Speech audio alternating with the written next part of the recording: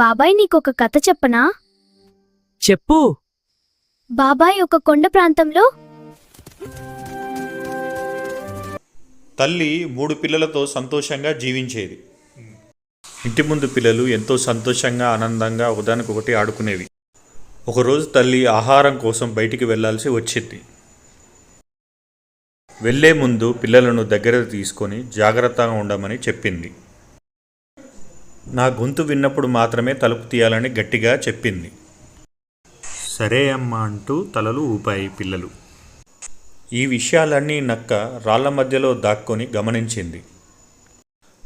తల్లి గొంతులా మాట్లాడి నక్క పిల్లలను మోసం చేద్దామని ఆలోచన చేసింది. మొదటిసారి నక్క తల్లిలా ప్రయత్నం చేసింది, కానీ పిల్లలు దానికి డోరు తీయలేదు. రెండోసారి తల్లిలాగే అచ్చం అలాగే పిలిచింది. తల్లి వచ్చిందని డోర్ ఓపెన్ చేశాయి. బయట నుంచి మేక వచ్చిన తర్వాత పిల్లలు కనిపించలేదు. పిల్లలు ఎక్కడున్నారు అంటూ గట్టిగా అరుస్తూ బయలుదేరింది. దూరంగా చెట్టు కింద పెద్ద పొట్టతో నక్క పడుకోవడం గమనించింది.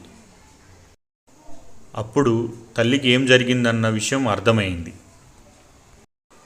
మేక తెలివితో నక్క కడుపులోంచి పిల్లలను జాగ్రత్తగా బయటకు తీసింది. పిల్లలకు బదులుగా నక్క కడుపులో రంగురాళ్లను నింపింది. నీళ్లు తాగడానికి నక్క నదిలోకి వెళ్ళింది. బరువుకు నీళ్ళలో మునిగిపోయింది. తల్లి మేక పిల్లలను జాగ్రత్తగా ఇంటికి తీసుకెళ్ళింది. పిల్లలు ఎప్పుడూ తల్లిదండ్రుల మాట వినాలి. భలే బాగుంది. ఈ కథ డాడీ చెప్పాడు బాబాయ్. అవునా?